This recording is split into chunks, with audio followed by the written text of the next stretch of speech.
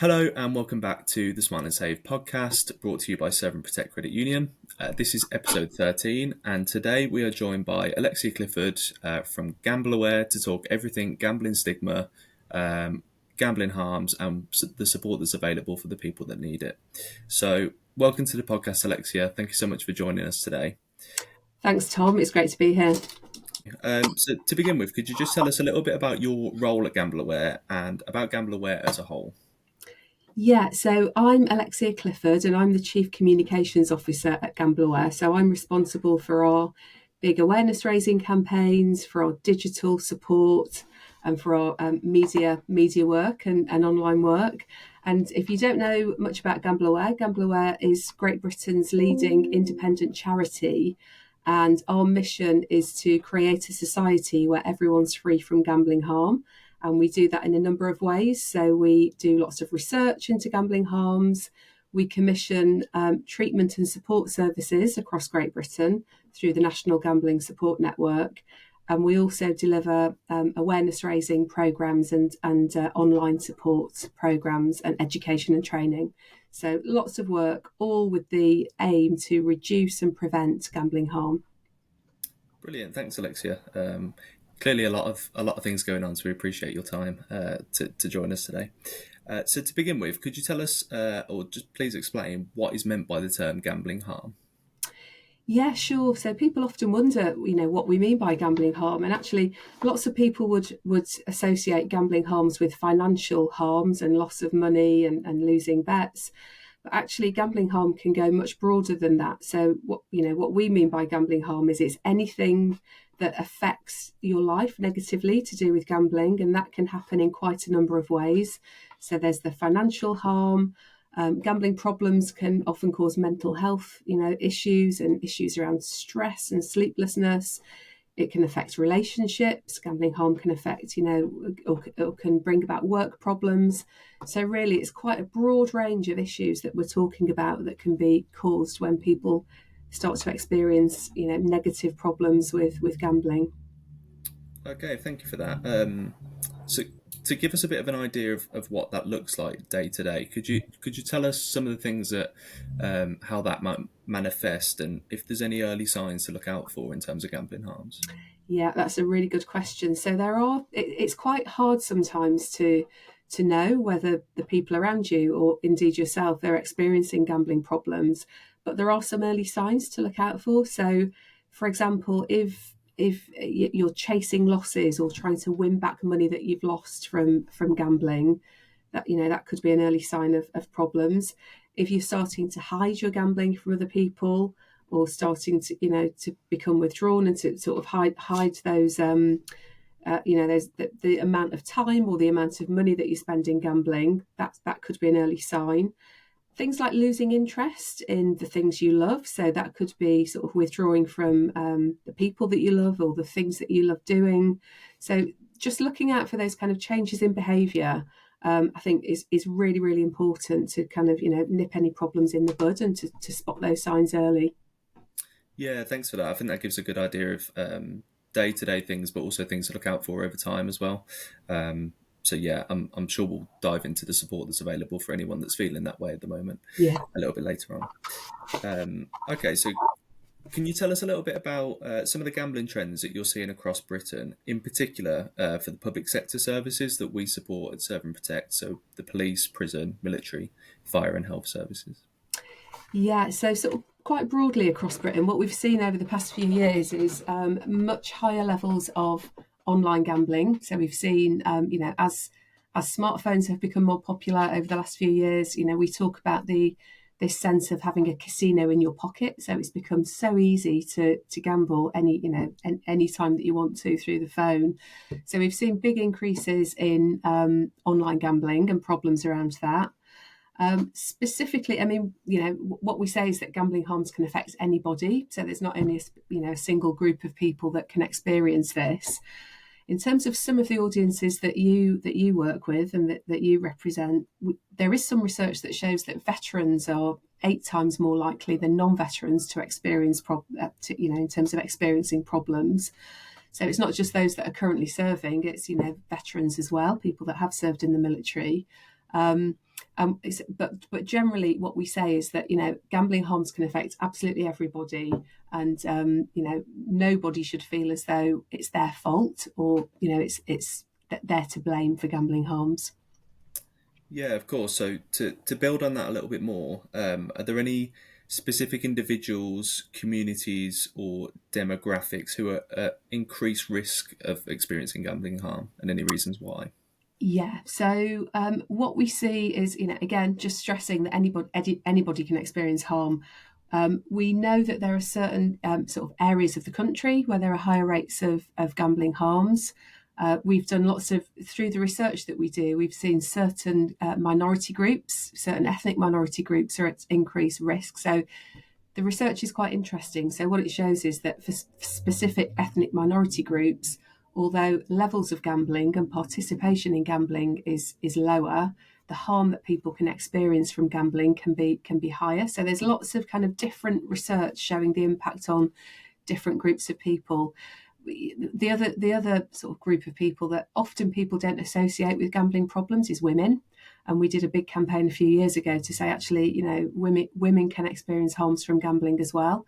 And that's really important, because sometimes women don't see themselves in the kind of media coverage about gambling problems.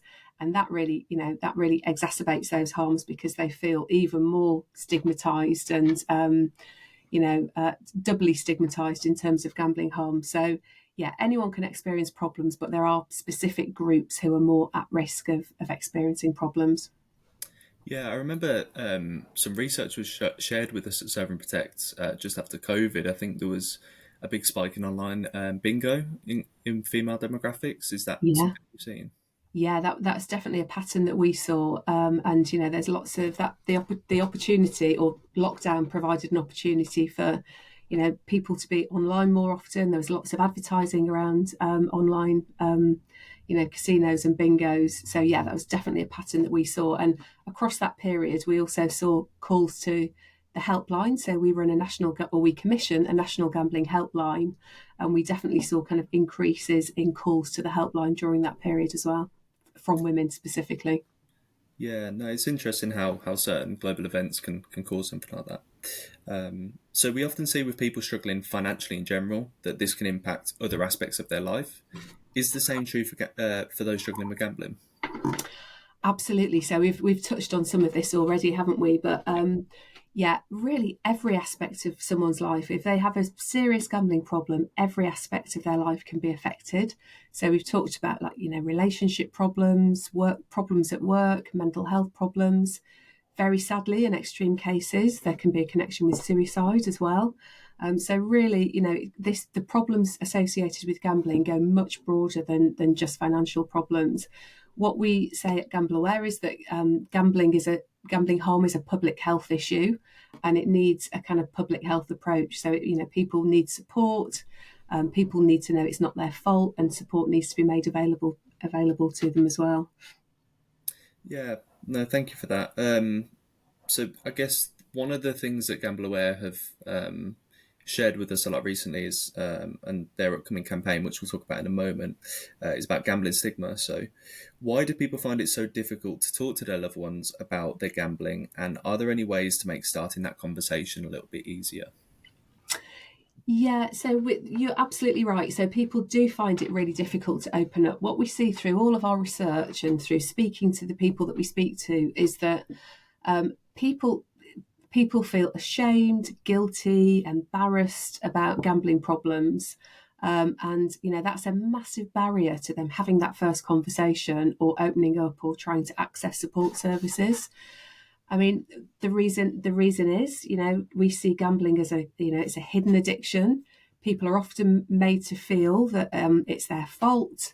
There's lots of advertising around which, people experiencing gambling harms say can sort of can be quite triggering, and can kind of lead to this perception that gambling is just a bit of harmless fun. So again, to that context, you're absolutely right, people do find it very, very difficult to open up.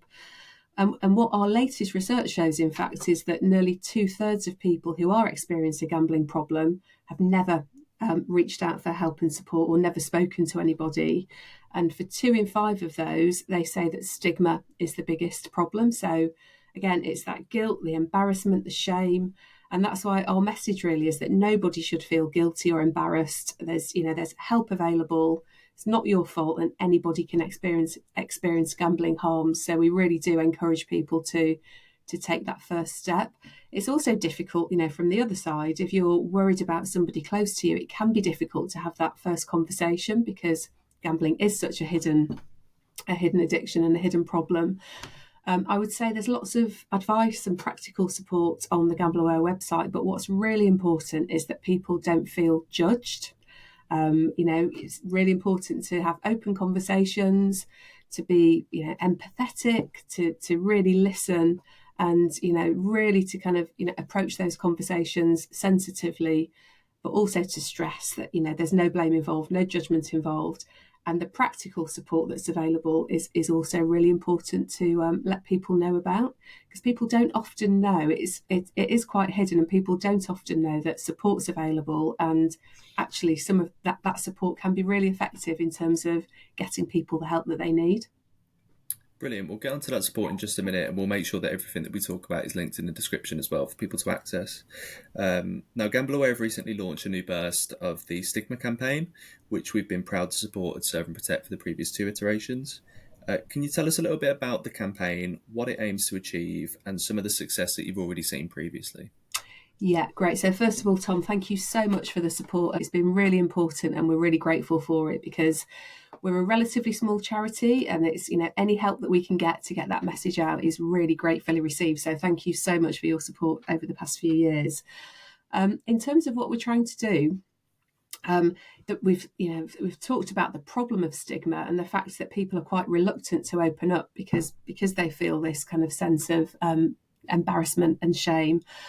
And really what the campaign is trying to do is to bring to life other stories of people who've experienced these problems, dramatise how it feels, just bring those conversations and stories out into the open. And then really importantly, to show that there is support available and that it's absolutely fine to ask for that support, and that support can be really, really effective in terms of helping people. So we're actually on air at the moment with the 3rd round of the campaign. We've got really brilliant TV ads, we've got radio ads, we've got social assets, and we've got kind of out-of-home advertising, and we're just starting the third year of the campaign. There are some brilliant kind of case studies that are at the heart of that work. And what's brilliant is to be able to give people who have experienced gambling harms a voice. So the voices that you'll hear in the TV ads and the stories that you see in the TV ads, that they haven't been made up by us. We're listening to real stories and the real voices of people who've experienced all of this. And it's brilliant to be on air.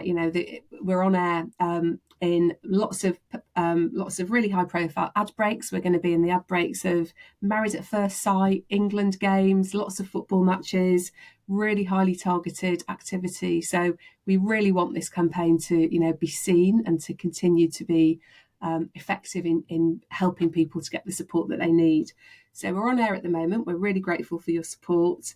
And in terms of the success that the campaign's had, we're really, really proud of it. So what we know is that for more than 90% of people who recognise the campaign, they will go on and who are experiencing problems, they will go on and take steps to reduce their gambling, to call the helpline, to go and look at the website. So that action on the back of the campaigning activity is really, really important to us. So we're delighted with how the campaign's performing so far, but lots more people that we want to reach over this next period as well. Yeah, brilliant. Thank you. I can say personally, some of the stories that you hear and those real voices are really impactful, and it does bring the campaign and the reasons behind it to life, I think, which is great. And yeah, there's been a lot of talk about England and married at first sight in the office, so I know our team will definitely that's good. So in terms of the support that's available for the people that need it, what support can GambleAware in particular offer to individuals who are struggling, and also to organisations to raise awareness there? Great. So, what we'd say, if anyone's experiencing if anyone's worried about their gambling or worried about gambling of someone close to them, the best place to start is to search the GambleAware website, and there's lots of advice and support there, including full details about the National Gambling Support Network, which is the network that we commission, and that provides free, confidential, personalised support across Great Britain. So there's a section of the GambleAware website which will advise you on the services that are available in your area. So I'd definitely say start there. There's lots of advice and support available, lots of different formats of support, depending on the way that you prefer to receive that. And another really good place to start, which is promoted on the GambleAware website, is the National Gambling Helpline. And that, again, is available 24/7. Just pick up the phone, and the number is 0808 8020 133. And that's available 24/7. So if you're an individual looking for support, that's where I'd start. If you are a professional or working in HR teams, or you have access to networks of groups of people, there's also a toolkit on the website that you can use, and that has downloadable posters. It has specialist advice. It has some of our social assets. So there's lots and lots of support there. Wherever you come from and whatever you need, and it's all available there on the GambleAware website. Brilliant. Thanks for that, Alexia. We'll make sure all that's linked in the description. So if you're an individual, if you're an employer, a payroll partner of Severn Protect, you've got all that support ready to go. So if someone listening to this episode is unhappy at the moment with how gambling makes them feel, or is worried about a loved one, what should they do? What's that first step? Have a conversation with somebody. The strapline of the campaign is let's open up about gambling, and those conversations are really, really important. And search GambleAware for really tailored advice, tools and support. The other thing I should mention on the GambleAware website, so it's a fantastic resource. It gets about 5 million visitors every year. Wow. There's also lots of really helpful tools and resources on there as well. So there are things like a spend calculator. So lots of people say to us, it's useful to just try and work out how much they're spending, both in terms of money, but also in terms of time. So there's that for people there, which is a spend calculator with advice about, where you could cut down. And there's also a self-assessment quiz. So if you don't really know where to start, there's lots of tools like that on the GambleAware website.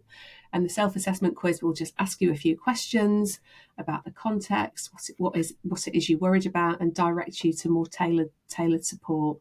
We've also got an app in the pipeline, so definitely worth. Two things I'd say: have a conversation, that's really important, and search GambleAware, go to the GambleAware website for lots of evidence-based free tools and resources and access to the support that you need. Brilliant, thank you. I can say from having a look at a lot of those tools, particularly the self-assessment quiz, that I can see how useful they would be for someone that needed it. So if you are in that position, do make sure that you go and have a look and open up that conversation with someone that you know as well. So final question from me, Alexia. For any listeners who are interested in what we've spoken about today, where can they go to learn more or support the work that you're doing at GambleAware? So I'm going to say the GambleAware website again, but yeah, absolutely. There's lots of kind of ways to contact GambleAware on there if they want to learn more, and there's lots of really, really useful help tools and support tools. And as I say, the National Gambling Support Network is a fantastic route through to treatment and support services. So I would definitely start there. But I think the first step is having a conversation. And really, my message today is nobody has anything to be embarrassed about, nothing to be ashamed of. There should be no guilt or blame associated with any of this. Support's available, and that support can really, really help. And you're in good company, because lots of people use those support mechanisms. Brilliant. Thank you so much for joining us today, Alexia. We really do appreciate you taking the time out of your day to join us on the episode. Is there anything that you wanted to say before we leave? No, just to say thank you, Tom, and thank you once again for the support that we've had, and anything more that we can do to support you, please let me know.